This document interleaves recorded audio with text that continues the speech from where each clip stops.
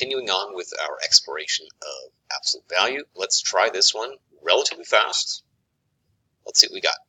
If we have the absolute value of x plus 4 over 2 is greater than 5, okay, so that's the first thing, and x has to be less than 0, which the following could be the value of x. All right, so let's solve this for a minute. Well, the first thing we can do is we can get rid of that 2 as a denominator. It's not part of the absolute value, so I can just multiply both of these sides by 2, which gets us to cancels that off, and then 5 times 2 is 10. It ends up being the absolute value of x plus 4 has to be greater than 10. Okay, and then again, we have an inequality, so we know what to do at this point. Two different sets of inequalities that we can write. First one would be x plus 4 is greater than 10, and the second one would be x plus 4 is less than negative 10. All right, solving both for negative 4, we've got x has to be greater than 6, and this one, subtract 4, x has to be less than negative 14. Okay, so these are our options for what x is allowed to be. But notice what they said here. They said the answer we want is x has to be less than 0. So that means that eliminates this whole set right there. All of those are positive. I'm not interested in those. So this one, it has to be everything smaller than 14. So what would work? Well, it looks like there's only one possibility, right? Negative 18 would be our answer. Obviously not negative 6. Negative 14 would not be correct because it didn't say less than or equal to negative 14. It's just less than negative 14. So only one option there. All right. Let's look at these two here. Let's try to do this relatively quickly, which I know for me is not always the easiest thing in the world to do. Thank you for indulging me. Okay, so let's look at this one.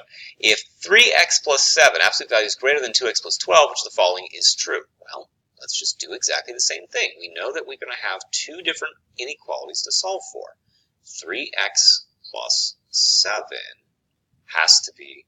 could be either greater than 2x plus 12, or the other possibility is that, and we'll put it down here, let's switch up the colors, is that we'd have 3x plus 7 is less than or equal to the negative of all of that. But since we have two terms in there, it would be negative of both of them, right? So it would be negative 2x minus 12. Let's solve for these. So if I subtract 7 from both sides, that gets me to, see, that's gone. That gets me to positive 5 over here. I can subtract 2x from both sides. That gets me to x has to be greater than or equal to 5. So put that up in the corner just for fun. X has to be greater than or equal to 5. Or, the possibility is, let's see here.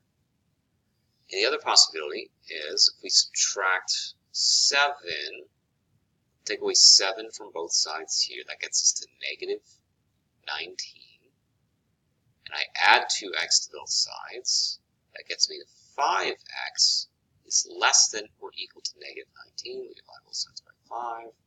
And that gets me to x could be less than or equal to negative 19 over 5. Okay, so now which of these would fit? Given this situation, which of these answer choices? Well, it looks like D is our answer, right? X is less than negative 19 over 5, we got or equal to, or x could be greater than or equal to 5. There it is, we're done. That's it. Okay, last one. Let me clear this out. One thing that you want to watch out for, and I'm going to make a note of this in this last problem, is always be suspicious if you have a variable in your answer choice. Okay? Let me just explain this just for a moment. Supposing I gave you this, and I'm just going to this is a teachable moment, so just hang in there. Okay, look at this. Supposing I said the absolute value of x is equal to negative 4. Okay, now, there is no answer to this. You cannot be a negative distance away from 0. That's all that absolute value is measuring. It's how far away is my number from 0. Well, there are only two possibilities. Either I am exactly on 0, right? This is where I'm standing, which would mean that my absolute value, the distance away from 0, would just be 0, because there I am. Or I have to have some sort of positive distance, right? I can never be a negative distance away from something, right? Now, so if you saw something like this, you'd say immediately, without even trying to solve it, you'd say, no, there's no answer here. I cannot have a negative distance away from 0. But supposing I gave you this. Supposing I said the absolute value of x is equal to negative 2x. Now, you might be tempted to say, oh, there's a negative number right here, so there's no way that this is going to work either. There's no answer for this. Not necessarily. Remember, whatever is here, you can think of it as whatever is to the right of the absolute value bars, it ultimately has to be positive. But it's possible that this could be positive, but provided that that x was a negative number, right? Supposing we kind of like solved this and we found out that x, is equal to negative 2, or x could be equal to positive 4. I'm just making this up, but immediately we would eliminate this as an answer choice. X could not be 4, because if I plug 4 into here, we end up with negative 8. That's a negative number, not going to work. But this would work. If x was negative 2, we plug that in. Negative 2 times negative 2 becomes positive 4. So don't automatically discount a problem when it has a negative value to the right of the absolute value bars, but what that will tell you is that the only values for the variable in there would have to be negative. So on that note, let's look at this problem. We've got 3 plus 3x, absolute value, has to be less than negative 2x. Okay, so again, we see a negative sign here. We know that this thing has to be positive, but we can't just immediately say, oh, there's no answer, because we know that as long as the x value is negative, a negative times a negative is positive, and we're okay. So let's try to solve this. Let's see what we get. It'll hopefully make sense as we work this through. So look at this. We have 3 plus 3x is less than negative 2x. Okay, there's our first possibility.